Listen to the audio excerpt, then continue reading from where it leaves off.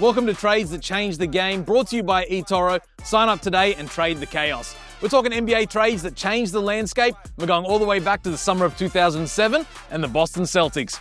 Now, this was a team that was struggling. They'd missed the playoffs for 2 previous seasons, had an 18-game losing streak, 24-58 record. Something had to give. Yeah, the Celtics were coming off one of their worst winning percentages in the last 10 years, second worst in franchise history. So their GM definitely needs to make a change, and he went for a big, bold play.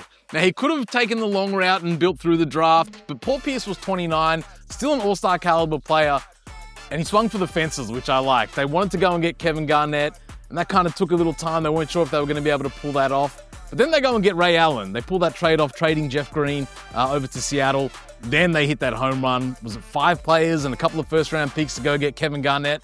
Now, all of a sudden, you have a big 3. You have 3, kind of veteran stars. We hadn't really seen this before. It was the first of its kind of in the NBA. You've seen duos, but you haven't seen this big 3 that really took over the NBA. And it was their chance to finally go on and win a championship. But this kind of set the foundation for future teams to kind of assemble these big 3s in the NBA. When you look at LeBron going to Miami Heat, or LeBron in Cleveland having his big 3, or, the Golden State Warriors building their dynasty teams. It definitely set a tone or shifted eras in the NBA of having a big 3. And it's what they needed. Paul Pierce was kind of on an island by himself as their one-star player.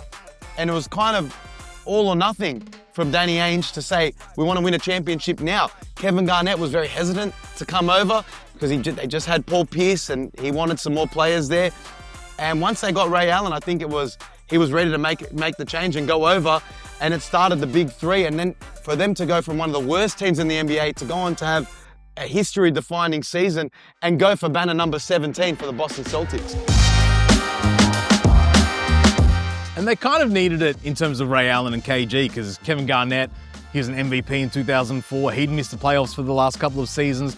Ray Allen hadn't made the conference finals since he was on the Milwaukee Bucks. So these are 2 all-star caliber guys that hadn't really had any playoff success, in recent years. So coming there together with Paul Pierce, that really changed the game. Then you have Rajon Rondo already there. A lot of other good role players, and Tony Allen, Big Baby Davis. This Celtics team was something special. And the fact that, as you said, they went from the worst team to the best team. They finished as the 1 seed, 66 games. And really, in terms of history as a historic franchise, to then come up against the Lakers in the finals, it was almost kind of it's like meant written. To be. Yeah. And like you said, they get banner number 17. And you look at the finals, you had Kevin Garnett winning Defensive Player of the Year. You have Paul Pierce winning MVP that season. And you can't forget Kendrick Perkins, who made a career of this championship-winning team. I don't think they could have won it without him. But Rajon Rondo was essential in that team as well. I can't believe they didn't win more from here, and you saw Ray Allen to go on to do better things as well.